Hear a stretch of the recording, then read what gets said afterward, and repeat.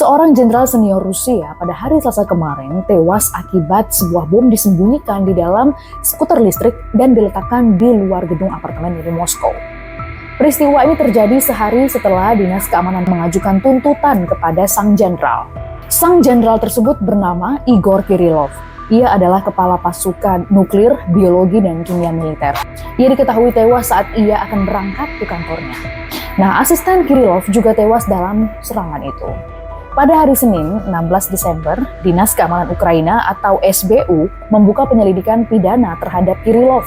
Kirillov dituduh mengarahkan penggunaan senjata kimia terlarang yang dimulai pada Februari 2022 atau dimulai saat Rusia mulai menginvasi Ukraina.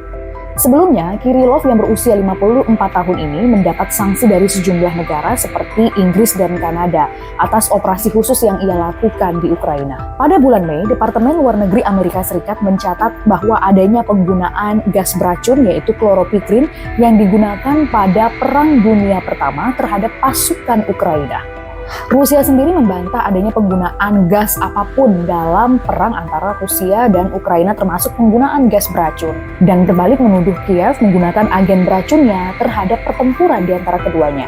Ukraina disebut dalang atas tewasnya Igor Kirillov dan asistennya. Informasi terkait keterlibatan Ukraina dalam serangan ini diungkap oleh seorang anggota Dinas Keamanan Ukraina sendiri yang tidak ingin disebutkan namanya. Namun pihak SBU sendiri atau Dinas Keamanan Ukraina belum memberikan pernyataan resmi terkait dengan peristiwa ini. Badan Investigasi Negara Bagian Rusia mengatakan sedang menyelidiki kematian Kirillov sebagai kasus terorisme dan pejabat di Moskow berjanji untuk membalas perbuatan Ukraina. Amerika Serikat sendiri langsung mengatakan bahwa pihaknya tidak terlibat dalam peristiwa ini. Ia malah menuduh sekutu barat Ukraina lah yang menjadi dalang atas tewasnya dua anggota militer Rusia itu. Sementara Perdana Menteri Inggris langsung buka suara terkait adanya peristiwa ini.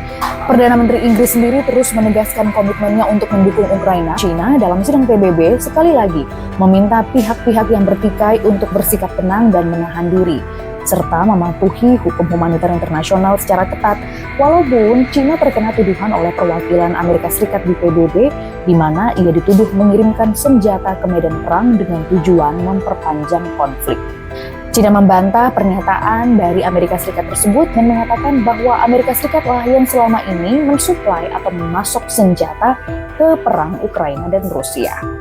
Nah teman-teman, itu tadi update terkait dengan konflik Rusia dan Ukraina. Kita nantikan saja seperti apa kabar terbaru dari Rusia-Ukraina terkait dengan tewasnya Igor Kirillov dan asistennya. Saya Gracia dan sampai jumpa.